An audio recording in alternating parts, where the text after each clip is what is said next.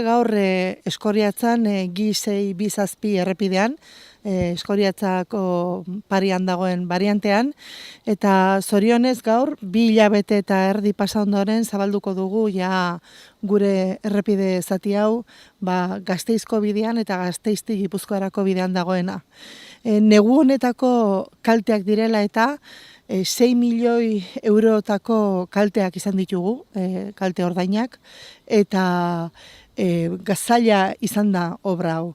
Oraindik Gipuzkoan zehar baditugu beste zenbait obra ere aktuazioa egiten ari garenak, kostako errepidean adibidez, eta oso konplikatuak izan dira negu hontako ondorioz sortu zaizkigun obra eta egin behar hauek.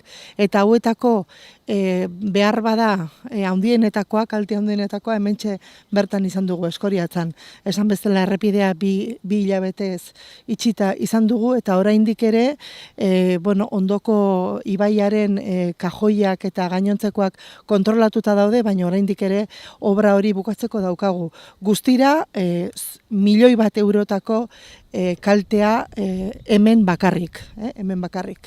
Eta nire aldetik gaur guretzako bai esan behar dut lana jendeak langileek egin dutela lana egunero, asteburuak barne, errepidea zabaltzeko, lehenbailen zabaltzeko, eta eskerrak eman nahi dizkiot baita ere Eskoriatzako udalari, bitartean trafikoa hortik desbidatu behar izan delako, eta udala gurekin lankidetza oso nahi izan du egia esan, eta gure aldetik eskerrak ematea. Hasieran ikusten genuen oso arazo larria zegoela, batean errepide osoa bera joan behar zen eta eskertu behar da izandako erantzun azkarra, ez? Eta egia da gero epealdetik guretzat preokupazioa zen eta aintzan izan duen moduan trafiko guztia egi erditik pasatu behar zen eta hori guretzat apura kolapso zen, baina nahiko azkar egin da, 2 hilabete eta piko izan dira, pasau die eta esan behar duguna da emaitza hemen daukagula, ez? Errepidea ondo geratuko da, eta baita ere eskertu nahi diot Eskoriatzako herritarrei ondo ulertu dutelako, olako egoera baten aurrean euren erantzuna eta euren arazo jasatzeko jagera.